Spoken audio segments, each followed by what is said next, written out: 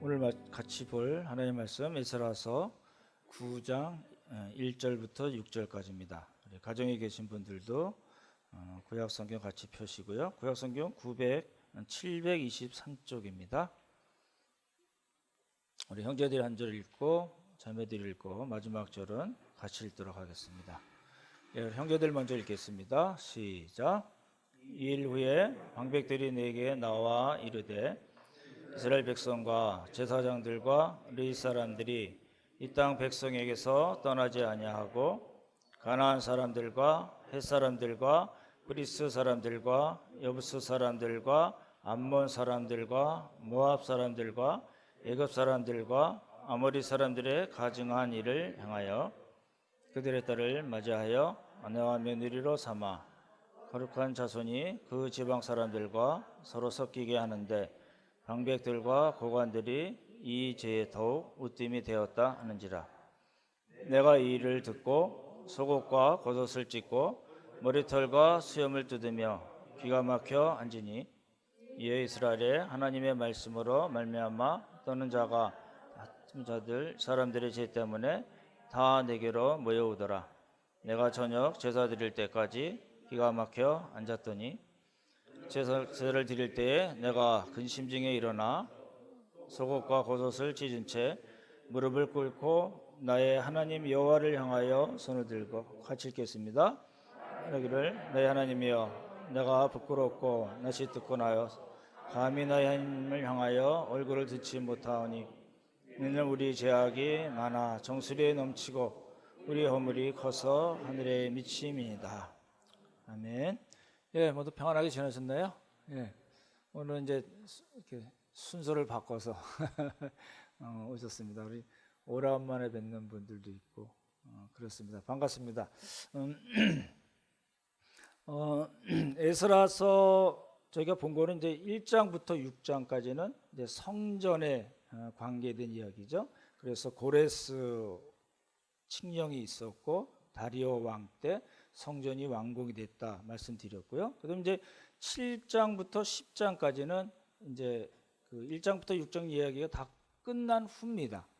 그렇죠? 끝나고 약 59년이 떴다고 말씀드렸는데 그래서 이제 지난주에는 7장을 통해서 저희가 에스라가 왜 귀환을 했는가를 추적했습니다. 기억나시죠?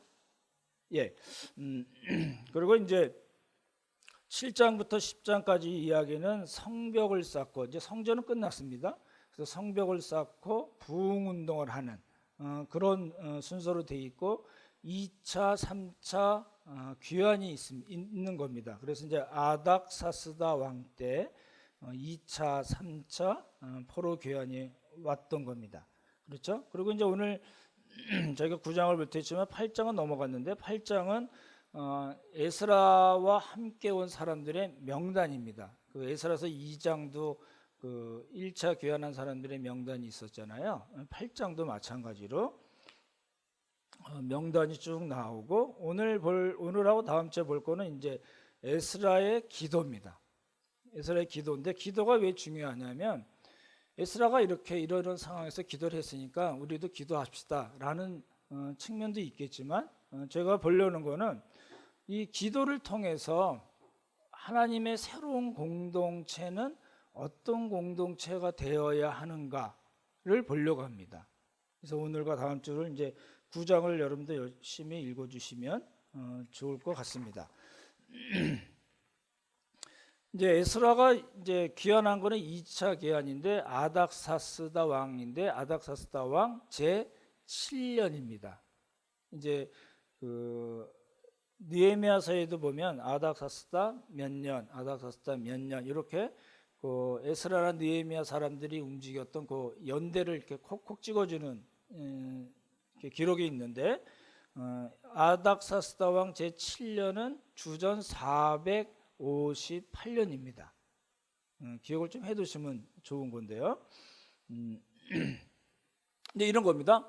성전을 완공을 했어요. 성전을 완공하고 그리고 에스라가 오기까지는 약 58년 정도가 흘렀습니다. 그렇죠? 57, 8년이 흘렀는데 그러면 요 57, 8년 기간에 페르시아에서는 10년 동안 말씀드렸던 에스더 사건이 있었고, 지난주에 말씀을 드렸죠. 그거를 에스라가 봤는데, 그 성전이 완공이 되고 2차 포로 에스라가 올 때까지 그 기간 동안에 유다 땅에, 팔레스타인 땅에 있었던 이스라엘 사람들의 영적 상태는 어땠는가를 먼저 보셔야 됩니다. 그게 이제 오늘 볼 거예요. 이제 배경이 되기 때문에 그런데요. 이 사람들은 말씀드렸던 대로 선지자들의 예언, 도움, 권면으로, 그렇죠? 메시아에 대한 기대를 했다는 겁니다. 그게 소망이 되고 힘이 돼서 성전을 완공을 한 거거든요. 그렇죠?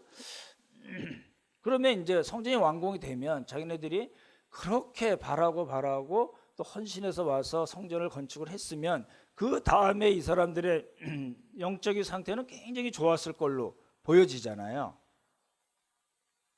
아닌가요? 그럴 것 같아요. 근데 실상은 그렇지 못했습니다.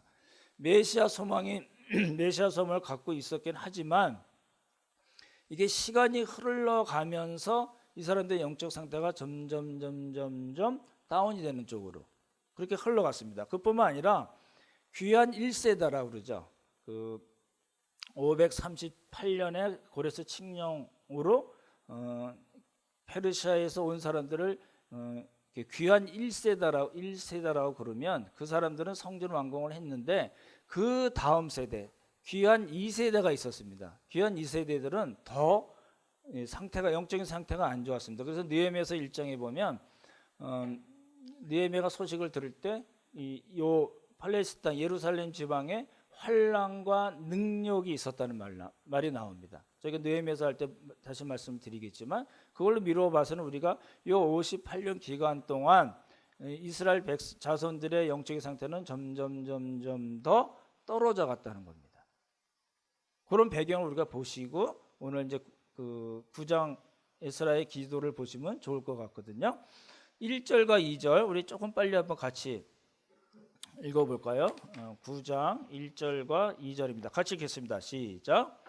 이후에 방백비들이 내게로 나와 이르되 이스라엘 백성과 제사장들과 레위 사람들이 이 땅 백성들에게서 떠나지 아니하고 가나안 사람들과 헷 사람들과 브리스 사람들과 여부스 사람들과 암몬 사람들과 모압 사람들과 애굽 사람들과 아모리 사람들의 가증한 일을 향하여 그들의 딸을 맞이하여 아내와 며느리로 삼아 거룩한 자손이 그 지방 사람들과 서로 섞이게 하는데 방백들과 고관들이 이 죄에 더욱 우뜸이 되었다 하는지라. 1절에 이 일 후라는 거는 이 일이 완전히 끝난 다음이라는 겁니다. 근데 이 일이 뭘까요?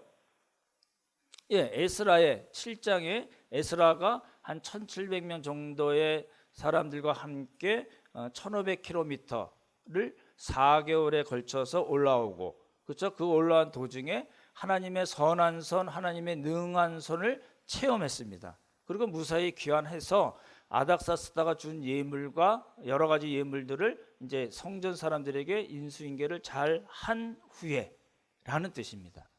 그래서 9장 1절에 이 일 후라는 말은 그런 거고, 이 일 후에 어떤 일이 있었냐면 방백들이라는 사람이 방백이 에스라에게 왔습니다. 그래서 자신들이 그 팔레스타인 지방의 사정을 이제 쭉 얘기를 하는데 이 방백들은 누굴 가르치냐면 종교 지도자와 행정 지도자들을 같이 가르치는 겁니다.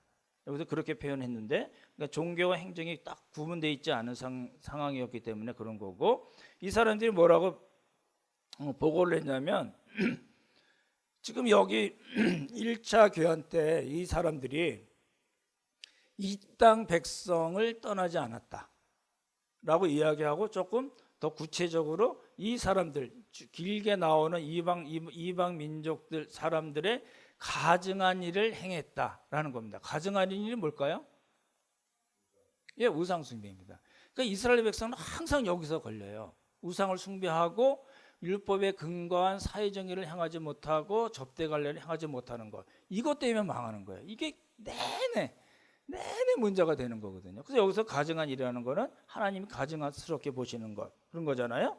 그러니까 우상 숭배를 했다. 공동 번역에는 역겨운 일이라고 표현되어 있습니다. 가증한 일을 역겨운 일. 현대인의 성경은 더러운 짓 이렇게 표현했습니다. 그러니까 하나님의 관점에서 이야기한 거겠죠. 근데 이 사람들이 어떤 사람들이 이런 일을 했냐면 1절에 보시면 어떤 사람이 했을까요? 이스라엘 백성과 제사장들과 레위 사람들 이렇게 돼 있어요. 그럼 거의 다죠. 근데 이제 빠진 사람들이 있어요. 느드님 사람들과 솔로몬 신하의 자손들은 빠져 있어요. 그건 2장에 저희가 2장 명단 할 때 말씀드렸던 내용인데 그건 빠져 있긴 하지만 어찌됐든 백성과 제사장과 레위 사람들이 그렇게 했다라는 건데 뭘 했냐면 거룩한 자손과 이방 족속이 어떻게 됐어요? 섞였어요. 여기서 거룩한 자손은 누굴 가리킬까요? 이스라엘 자손들이겠죠. 근데 여기서 거룩하다는 거는 어떤 영적인 실력과 수준을 얘기하지 않습니다. 신분과 정체성에 관계된 이야기고 그 거룩한 자손들이 그 사람들이 이방 민족들과 족속들과 함께 섞였다. 무슨 말일까요? 통혼을 가리키는 겁니다. 이방 민족들과 통혼하지 말라고 하나님께서 계속 가나안 땅 들어오기 전부터 말씀하셨는데 한참 지나고 나서도 성전을 짓고 나서도 에스라가 오기 전까지 58년 정도 어간에 무슨 일이 있었냐면 우상을 섬기고 통혼하는 일이 있었다라는 겁니다. 근데 그 일에 누가 앞장섰다고요? 성경을 보시면 2절 한번 보시면 방백들과 누구요? 고관들입니다. 관리들이겠죠. 공동 번역에는 그렇게 표현했어요. 더군다나 지도자들과 관리라는 것들이 이렇게 표현했어요. 제 얘기가 아니고요. 공동 번역이 그렇게 되어 있다는 겁니다. 더군다나 지도자들과 관리라는 것들이 이런 짓에 앞장을 서고 있었습니다. 이렇게 표현이 됐어요. 그죠? 굉장히 안 좋은 일이죠. 더욱 으뜸이 됐다는 말은 뭐냐면 더 심히 그랬다. 그렇죠? 이 공동 번역에 의하면 저것들이 이런 짓에 더 앞장섰다. 저 사람들이 주도적으로 그런 분위기를 만들어 갔다라는 이야기고 그것 때문에 많은 백성들에게 아주 큰 영향을 미쳤다라는 뜻으로 쓰여진 겁니다. 으뜸이 됐다라는 말이요. 그러면 이제 통혼이 어느 정도 심각했을까요? 이게 이제 통혼이 그 에스라서에서도 이제 문제가 되지만 느헤미야서에서도 똑같이 문제가 되는 거거든요. 그러면 어느 정도 통혼이 심했길래 이렇게 크게 문제를 삼았을까요? 성경에 나옵니다. 20번씩 읽고 계시죠? 그럴 걸로 믿고 그러니까 이제 보시면 10장에 보면 명단이 나와요. 어떤 명단이냐면 통혼을 한 다음에 에스라의 말을 듣고 그 이방 아내와 그 소생들을 내쫓는 일이 나옵니다. 나중에 말씀을 드릴 텐데 이방 민족 출신의 아내와 자녀들을 그냥 내쫓는 사람이 나오는데 제사장이 그런 건수가 나와요. 17건이 나오고 그다음에 레위 사람 나왔다고 그랬잖아요. 레위 사람들 7건이 나오고 나머지 일반 백성들에게 83건이 나와서 110건의 그 통혼이 기록이 돼 있어요. 다시요. 이게 에스라 느헤미야 보면서 조금 놓치기 쉬운 부분이어서 좀 설명을 드릴게요. 그럼 보십시오. 에스라서에 보면 10장에 보면 지금 이 5만 명 정도가 1차 기환 때 왔다고 말씀드렸잖아요. 그래서 벌써 58년 거의 60년 정도가 흘러간 상태고, 그렇죠? 그러면 사람들이 5만 명 토탈 5명 남자 수만 가리킵니다. 5만 명보다는 훨씬 더 많아졌겠죠. 그러겠잖아요. 더 많아졌는데 그러면 예를 들어서 5만 명이라고 잡아도 5만 명 중에 한 건수가 110건뿐이 안 돼요. 그럼 퍼센트로 따지면 굉장히 적은 거잖아요. 그렇죠? 이게 일반적인 그런 그 형태로 나와 있지 않잖아요. 그런데 왜 그렇게 에스라가 아주 좀 이따 보고 있지만 아주 격렬한 감정적인 반응을 보여요. 뭐 머리를 쥐뜯고 막 옷을 찢고 막 금식하고 기도하고 막 난리치는 일이 나오거든요. 왜 그랬을까요? 그걸 우리가 좀 봐야 되는 거거든요. 퍼센트로 따지자면 얼마 안 되는 건데 왜 그랬을까? 학자들마다 조금 다르게 이야기를 하는데 여기 나온 사람들이 실제로는 이 110명보다는 훨씬 더 많은데 상류층들을 중심으로 기록을 했다라는 겁니다. 그리고 아까도 말씀드렸지만 느디님 사람, 그 성전 막일꾼이라든지 솔로몬 신하의 후손들은 명단조차가 없습니다. 그 110명 중에 명단이 안 들어가 있거든요.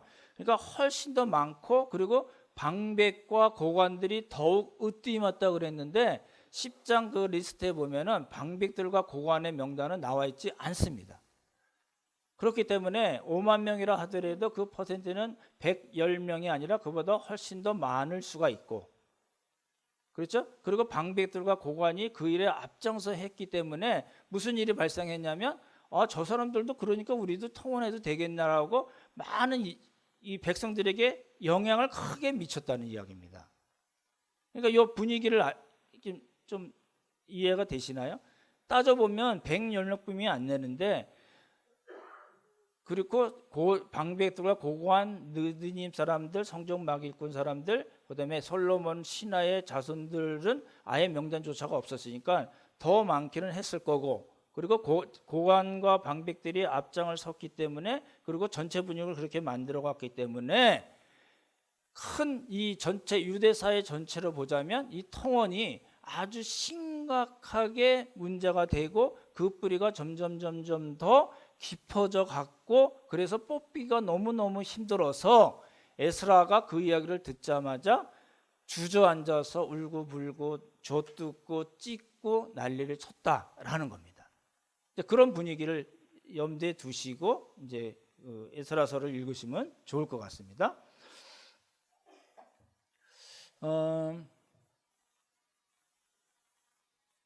이게 이제 기록된 명단이 그렇게 많지 않긴 하지만 말씀드렸던 대로 그 전체 분위기는 통원을 쉽게 할 수 있고 통원을 해도 아무 문제가 안 되고 아무 거리낌이 없는 그런 상황. 근데 실제 율법에서는 통원을 엄격하게 금원을 하고 있거든요. 금지를 하고 있음에도 불구하고 통원이 이루어졌다라는 겁니다. 보십시오. 이걸 이제 우리에게 이제 적용을 시켜볼 필요가 있다는 거죠.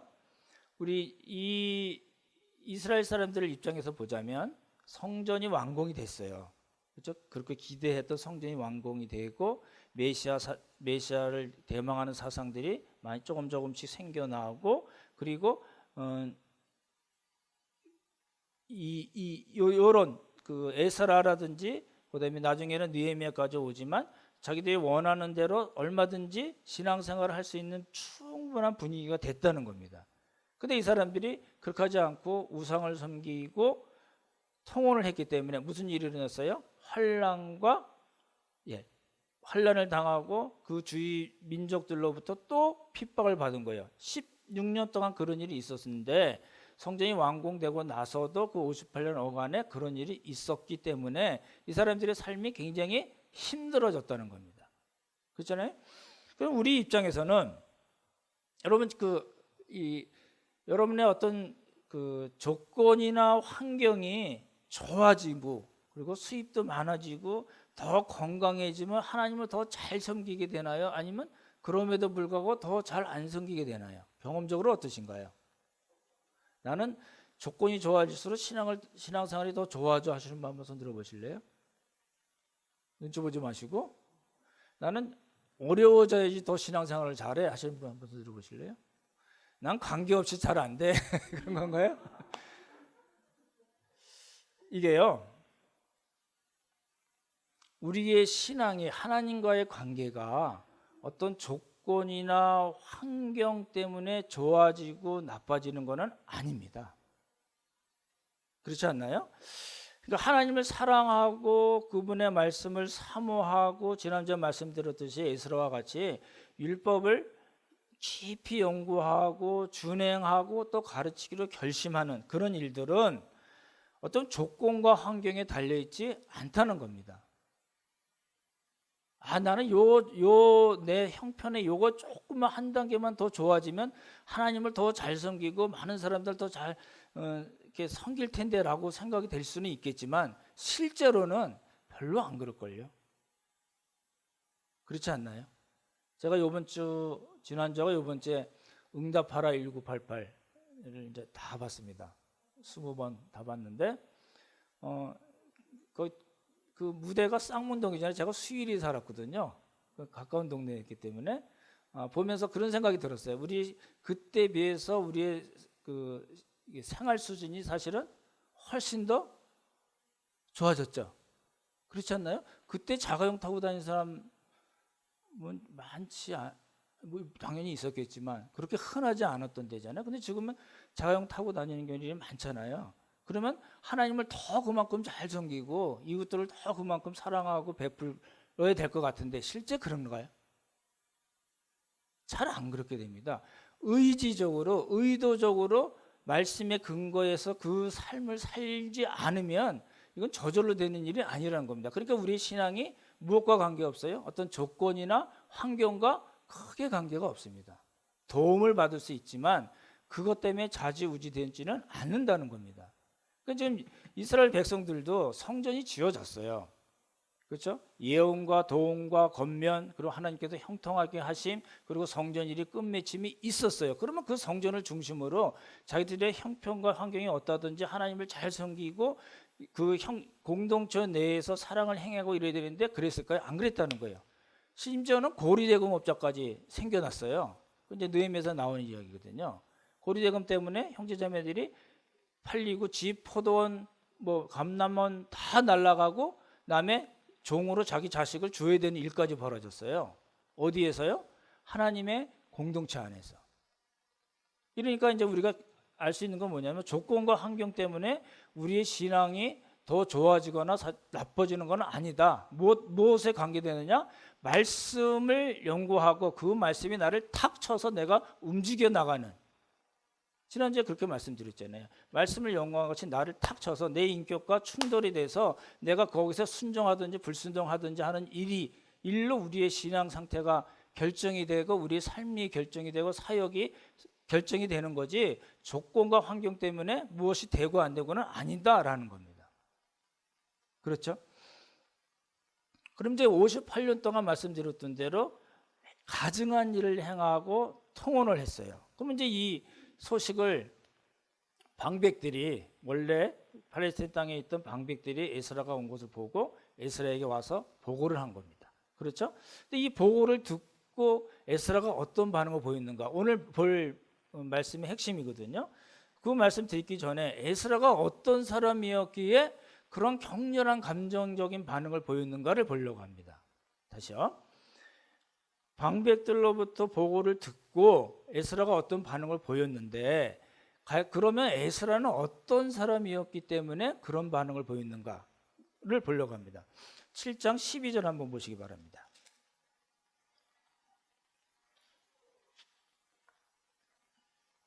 지난주에 제가 잠깐 봤던 건데 7장 12절 우리 가정에 계신 분들도 성경을 펴시고 같이 읽으면 좋겠습니다. 7장 12절 읽겠습니다. 시작.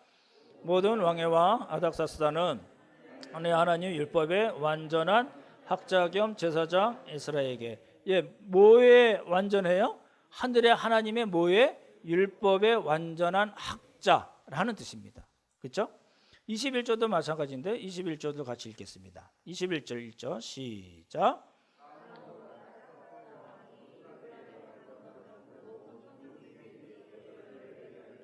하늘의 하나님의 율법 학자 겸 제사장 에스라가 물은 너희에게 구원한 것을 신속히 시행하되. 여기도 보면 똑같이 나오죠. 누가 얘기한 거냐면 아닥사스다가 얘기한 거예요. 하늘의 하나님의 율법 학자 겸 제사장 에스라 이렇게 되어 있습니다. 그렇죠? 그만큼 율법에 정통한 사람이라는 것을 이방 왕이 알았던 겁니다. 그렇죠? 14절 한번 보시겠습니다. 14절 같이 읽죠. 시작.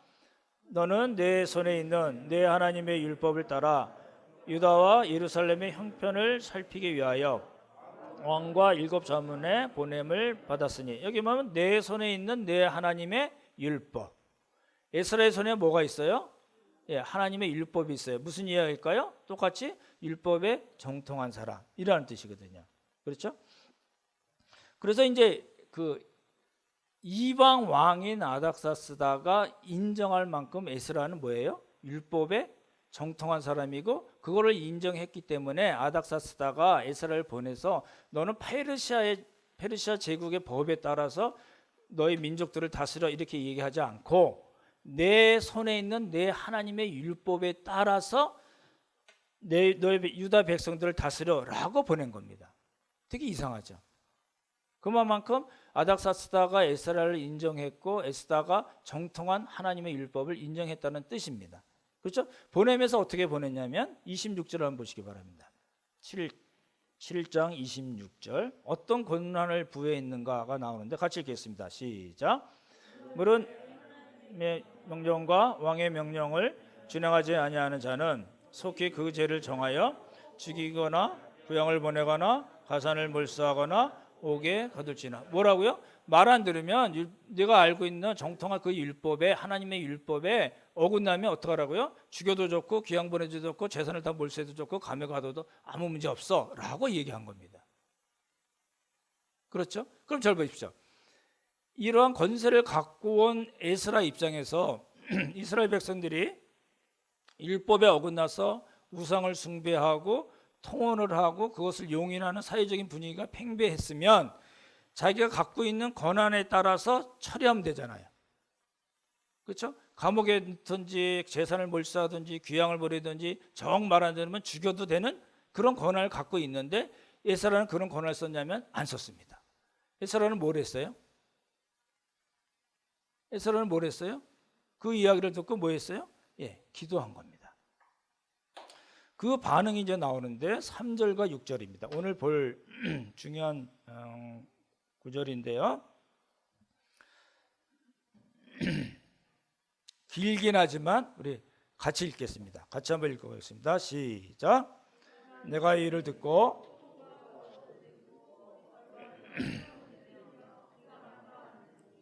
이에 이스라엘 하나님의 말씀으로 말미암아 떠는 자가 사로잡혔던 이 사람들의 죄 때문에 다 내게로 모여오더라.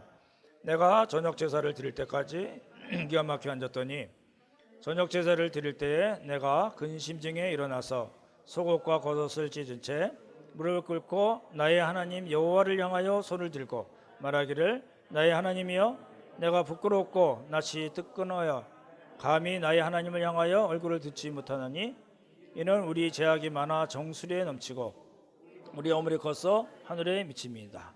예, 말씀드렸던 대로 에스라는 굉장히 소심한 사람이었어요. 그런 분들이 있잖아요.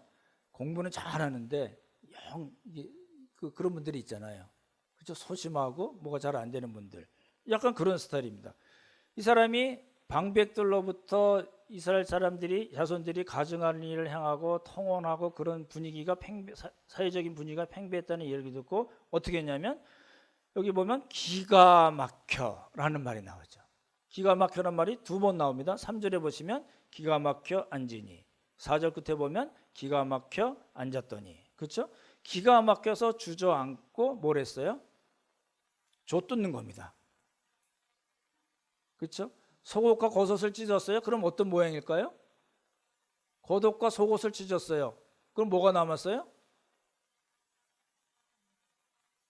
옛날엔 팬티가 지금같이 없었겠죠. 그런 상태입니다. 그렇죠? 다 찢어버리고 너덜너덜한 상황에서 또 뭘 했어요? 자기의 머리털과 수염을 어떻게 했어요? 뜯었어요. 밀어버리면 안 되기 때문에 그래요. 그래서 그냥 뜯어버린 거예요. 그렇죠? 그리고 뭘 했냐면 기가 막혀 앉아서 뭐 때문에 근심 중에 라는 말이 나오죠. 5절 보면 근심 중에 일어나서 그렇죠? 기도를 합니다. 기도를 하는데 다음에 말씀드리겠지만 잘 보십시오. 에스라의 기도와 느헤미야의 기도가 아주 다릅니다. 에스라가 드렸던 기도하고 느헤미야 1장에서 드렸던 기도는 완전히 성격이 다릅니다. 그거는 그 사람들의 성격과 관계돼요. 신앙의 문제가 아니고 스타일의 문제거든요. 뭐라고 했냐면 에스라는 하나님 우리 이스라엘 자손들이 이런 죄를 졌습니다. 용서하여 주시옵소서 그렇게 기도하지 않았어요. 그건 느헤미야의 기도고요. 에스라는 그런 식의 기도를 하지 않았어요. 에스라의 기도를 잘 살펴보시면 하나님 우리가 이런 죄를 졌으니까 용서해 주십시오라는 말이 안 나옵니다. 되게 이상한 기도를 한 거거든요. 9장을 보시면 9장 15절을 한번 보시기 바랍니다. 9장 15절 같이 먼저 읽겠습니다. 15절 읽겠습니다. 시작.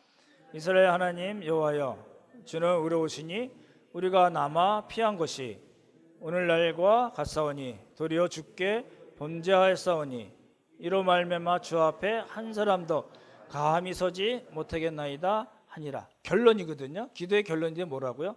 하나님 우리가 죄를 져서 감히 우리가 하나님 앞에 설 수 없는 사람이에요 라고만 끝난 거예요.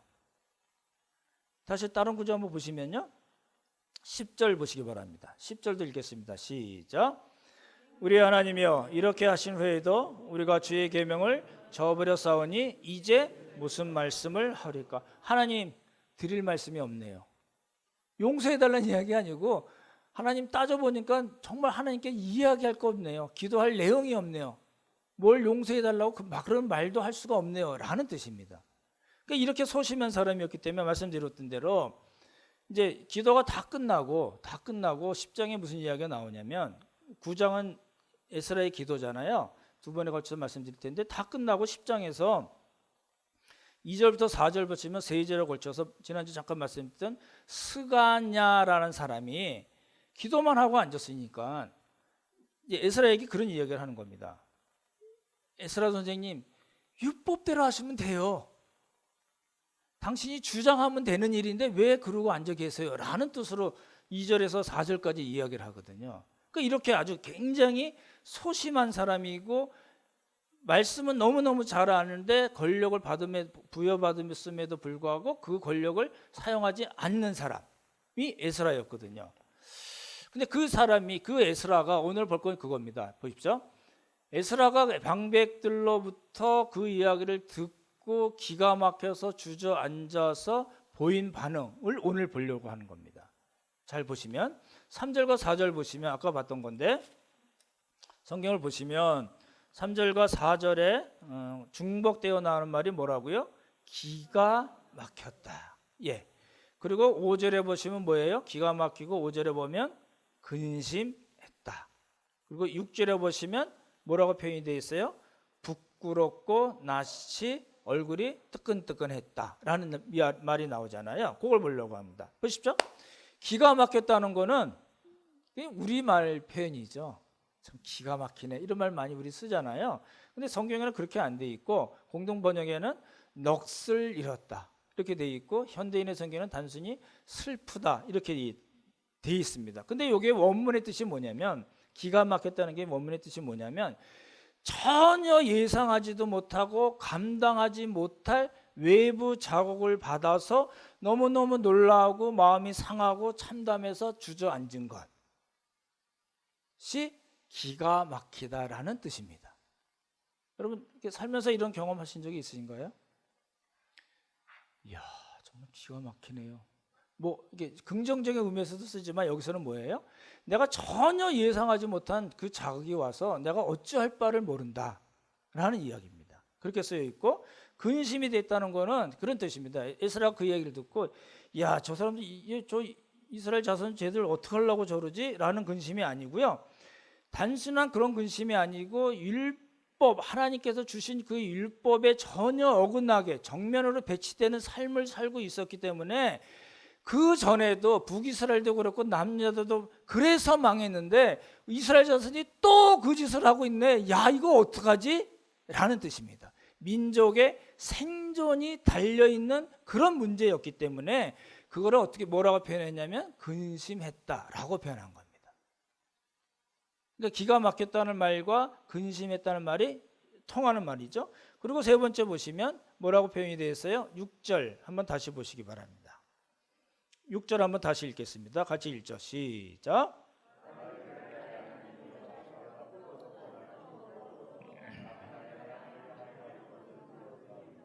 이는 우리 죄악이 많아 정수리에 넘치고 우리 허물이 커서 하늘에 미칩니다. 예, 뭐라고요? 부끄럽고 뭐라고요? 낯이 뜨끈뜨끈해서 라는 말을 했다. 무슨 이야기일까요? 이거 그런 겁니다. 경험 있으실지 모르겠지만 뭐 나쁜 짓을 막 하고 있는데 탁 걸리는 그때 심리 상태입니다. 지금 에스라는 잘못한 게 하나도 없는 사람이잖아요. 그렇죠? 에스라는 그 페르시아에서 태어나서 자라고 에스더 사건을 본 사람이지 여기 귀환한 예루살렘에 귀환한 이 이스라엘 자손들하고는 전혀 관계가 없는 사람이거든요. 그렇죠? 그럼에도 불구하고 율법을 연구하고 하나님의 구원 역사가 페르시아 땅이 아니라 이 유대 땅에서 일어날 것을 알고 헌신해서 귀환한 사람이지 이스라엘 자손들의 통혼이나 가정한 짓이나 그 죄하고는 전혀 관계가 없는 사람이라는 거예요. 그럼에도 불구하고 어떻게 했다고요?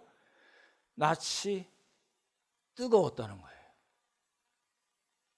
여러분 어떠신가요? 여러분이 신앙생활 하시면서 하나님과의 1:1 관계에 있어서 하나님이 정말 부끄럽고 낯이 너무너무 뜨끈뜨끈하네요 라는 그런 경험이 있으신지 모르겠어요.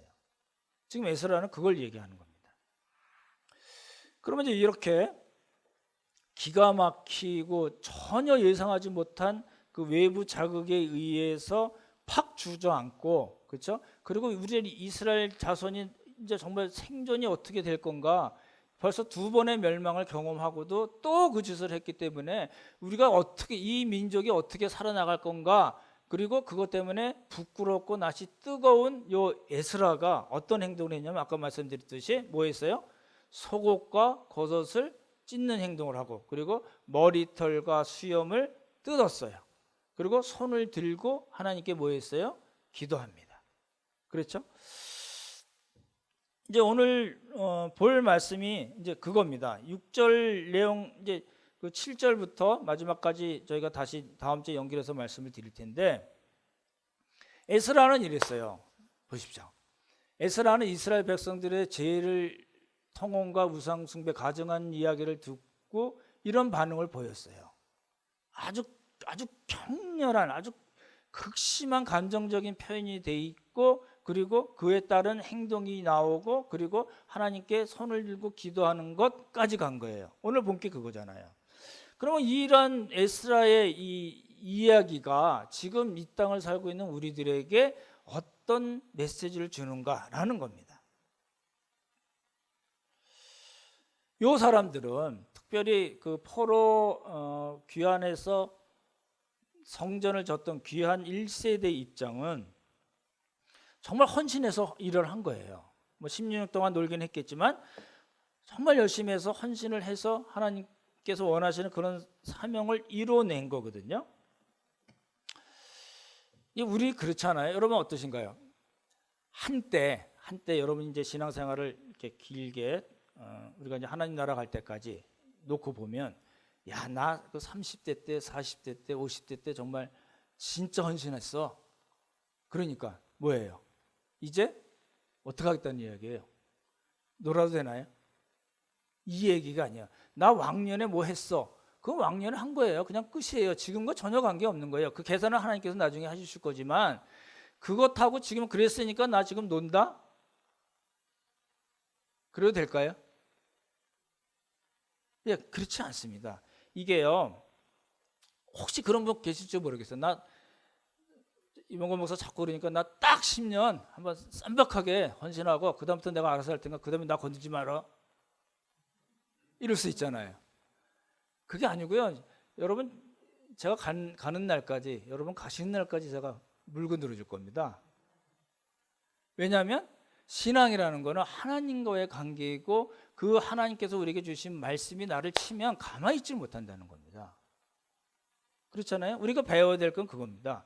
이 에스라의 반응이 우리에게 주는 건 뭐냐면, 한때 뭐 했다고, 한때 뭐 크게 헌신했다고, 뭐 그거 갖고 평생 그거 통하지 않는다는 이야기를 먼저 우리가 알아야 될 것 같고, 그리고 이제 문제가 뭐냐면 귀한 2세대들은 성전 완공하고는 또 관계가 없는 사람들이에요. 그래서 자기 부모들이 그 페르시아에서 고레스 칙령 때문에 와서 성전을 짓고 생활하면서 태어난 사람들이기 때문에 그 귀한 2세대들은, 근데 귀한 2세대에게 문제가 생긴 건 느헤미야서의 문제가 생겼다고 말씀드렸잖아요. 이 사람들이 뭐 했어요? 환난과 능력을 당했어요. 이스라엘 자손들이 환난과 능력을 당했다거나 거꾸로 이야기하면 이 사람들의 신앙이 아니란 이야기예요. 항상 구약은 그렇게 전개가 많이 되거든요. 그러니까 뭐가 문제가 됐냐면 신앙이, 믿음이 계승이 안 된 거예요. 이게 이제 한국교회 아주 닥친 큰 문제잖아요. 다음 세대 이야기 나온 게 벌써 한참 전 이야기입니다. 해결이 됐나요? 잘 안 됩니다. 앞으로 희망이 있나요? 그렇게 많지 않아 보여요. 그렇죠? 우리가 신경 써야 될 건 뭔가요? 믿음의 계승이 너무너무 중요하다는 겁니다. 그렇죠? 우리 어린이 교회 아이들도 있잖아요. 그거 우리 너무 중요하다는 거거든요. 그러면 우리가 생각해야 될 건 뭐냐면 하나님의 말씀이 나를 탁 쳐서 움직이게 하는데 내가 안 움직여요. 거꾸로 생각하면 하나님의 말씀이 안 쳤거나 하나님의 말씀이 나를 쳤음에도 불구하고 내가 버티고 있는 거잖아요. 지금 다른 교회 이야기하는 게 아니라 우리 교회 말씀드리는 겁니다. 그러시죠? 그러니까 왜 그럴까요? 말씀과 성령을 따라 행하지 않는 거예요. 성령께서 말씀을 안만 치셔도 내가 버티면 안 움직이는 거죠. 하나님께서 내가 안 버틴다고 강제적으로 움직이게 하시는 분인가요? 안 그렇습니다. 그래서 저 성령론 때 느헤미야까지 다 마치고 성령론을 할 때 말씀을 드리겠지만 성령께서는 항상 말씀을 통해서 역사하시는데 그 역사에 우리가 어떻게 된다고요? 순종을 해야 된다는 겁니다. 안 하잖아요. 믿음의 계승이 문제가 되고 또 어떻게 돼요? 우리의 믿음이 점점 떨어질 수밖에 없다는 겁니다. 그렇죠? 그리고 이제 에스라의 이야기를 통해서 우리가 아주 정확하게 배울 수 있는 건 뭐냐면 에스라는 이방 민족 왕 아닥사스다가 인정할 만큼 율법에 정통한 사람이고 율법을 너무너무 잘 알고 있는 사람인데 에스라가 그런 반응을 보인 건 아주 격렬한 감정적인 반응을 보인 건 뭐냐면 율법에 충만하면 말씀에 충만하면 죄에 대해서 민감해집니다. 다시요. 그래서 우리가 오늘 배워야 될 말씀은 뭐냐면 우리는 죄에 대해서 아주 민감해야 됩니다. 에스라와 같이 아주 감정적으로도 아주 격렬한 반응을 보일 수 있어야 됩니다. 그게 안 되면 이제 이 죄가 우리를 타고 슬슬 들어오고 우리 공동체 안에도 뭐 그 정도야 뭐 이렇게 갈 가능성이 충분히 있다는 거거든요. 부끄럽고 낯이 뜨거워지는 그런 감정이 여러분에게 있어야 됩니다. 그렇죠? 죄 때문에 수염을 쥐어뜯고 머리를 쥐어뜯고 옷을 찢고 하나님 앞에 나가서 회개하는 그런 감정적인 반응을 우리가 보일 수 있어야 됩니다. 그렇게 하려면 말씀에 충만해야 되고 그런 사람들은 뭐예요? 죄에 대해서 민감합니다. 죄에 대해서 감정적으로 날카롭게 반응을 해야 된다는 겁니다. 내가 왜 또 그랬지? 여러분 그러신 데 없나요? 내가 왜 그랬지? 나 도대체 왜 그러지? 나 도대체 어떤 종자이길래 내가 이렇게 하나님 앞에서 죄를 범하지? 그런 거 우리가 감정적으로 대응을 해야 됩니다. 그러면 도대체 이런 죄를 내가 반복적으로 짓는 이 죄를 짓지 않으려면 난 정말 도대체 어떻게 해야 되지? 라는 그런 갈급함이 있어야 됩니다. 히브리서의 말씀에 보면 피를 흘리기까지 죄에 대해서 저항해야 된다는 겁니다. 대항해야 된다는 겁니다. 그것이 없으면 자꾸 흘러간다는 거죠. 그래서 문제를 해결하기 위해서 죄의 문제를 해결하기 위해서 몸부림을 치셔야 됩니다. 제가 이제 오늘까지 이제 이렇게 상암동부터 이렇게 쭉 오면 그런 이제 성경에 대해서 묻는 분들은 많이 있었는데 물론 이제 개인적인 죄이기 때문에 그럴 수도 있지만 해결 못하는 그 죄에 대해서 어떻게 해야 되냐고 목사에게 물은 분이 하나도 없는 것 같아요. 저한테 꼭 여쭤보라는 말씀은 아니지만 가정교회 우리 작은교회 리더들이라든지 신앙의 선배들이라든지 여러분이 편하게 말씀하시는 분들 통해서도 정말 나는 이런 죄 항상 이거 잘 해결이 안 되는데 이거 도대체 어떻게 해야 됩니까? 라는 그런 갈급한 마음이 있으셔야 됩니다. 그렇죠? 그리고 또 한 가지는 뭐냐면 에스라를 통해서 느헤미야도 마찬가지고요. 에스라나 느헤미야를 통해서 우리가 배울 수 있는 건 뭐냐면 공동체에 대해서 책임감을 갖는 겁니다. 아까 말씀드렸지만 에스라도 그렇고 느헤미야는 이 귀환한 사람들의 죄와는 전혀 관계가 없는 사람들이었습니다. 그럼에도 불구하고 우리의 죄라는 말을 써요. 저들의 죄가 아니고 우리의 죄. 무슨 이야기예요? 공동체성을 갖는 거거든요. 이게 이제 특별히 이제 그 목사나 우리 작은 교회 리더분들이나 섬기시는 분들이 이런 마음을 많이 가지실 것 같아요. 다른 형제나 자매가 잘못해서 넘어지고 힘들어하는 부분을 저 사람이 미성숙하고 아직 어려서 그런 거야 라고 생각하기 전에 그 일을 우리가 어떻게 도울 건가 라는 책임감을 갖는 겁니다. 그래서 공동체에 대한 책임감을 우리는 가져야 됩니다. 그렇게 하려면요, 말씀과 성령이 항상 우리를 어거하고 지배하고 그 말씀이 우리를 쳤을 때 우리가 순종해서 움직여야 됩니다. 오늘 말씀을 마치겠습니다. 이제 다음 주에 걸쳐서 이제 두 주에 걸쳐서 계속 말씀드리겠지만 에스라의 기도는 정말 죄에 대해서 민감하게 생각하고 그건 쟤들의 죄가라고 탓하거나 미루기 전에 나 자신의 우리의 문제라고 생각한 그런 기도를 드렸고, 그뿐만 아니라 죄에 대해서 아주 격렬한 감정적인 반응을 보이고 행동을 보이고 그리고 나서 기도의 자리로 나아간 사람입니다. 우리 역시 에스라와 같이 말씀과 성령에 충실해야 되고 죄에 대한 아주 예민한 아주 민감한 그런 반응을 보일 수 있어야 되고, 그뿐만 아니라 공동체의 제약까지 내 책임으로 들리는 공동체성을 우리가 갖는 것이 오늘 에스라의 기도 모습을 통해서 저희가 배울 수 있는 내용이라고 생각합니다. 우리 모두 이런 에스라의 그 모범을 잘 따라서 말씀과 성령님으로 죄악을 이겨내고, 그뿐만 아니라 하나님의 백성으로서 떳떳한 삶을 살고 하나님께서 원하시는 새로운 공동체 안에 있는 모든 형제 자매들의 문제까지 우리가 책임지는 그런 자세로 또 하나님께서 원하시는 공동체를 만들어 나가기를 예수님의 이름으로 축원합니다. 참 좋으신 하나님 아버지, 은혜를 감사드립니다. 에스라의 기도를 통해서 우리 자신들을 살펴보았습니다. 하나님께서 죄에 대해서 얼마나 미워하시고 싫어하신 것을 또 저희가 살펴보았습니다. 에스라의 모범과 같이 우리도 공동체를 먼저 생각할 수 있게 도와주시고 죄에 대해서 민감한 반응을 보이게 하시고 이런 문제를 해결하기 위해서 하나님 앞에 손을 들고 기도하는 우리 모두가 되도록 복을 허락하여 주시옵소서. 아버지 은혜 감사드리오며 귀하신 예수님 이름 받들어 기도드렸사옵나이다. 아멘.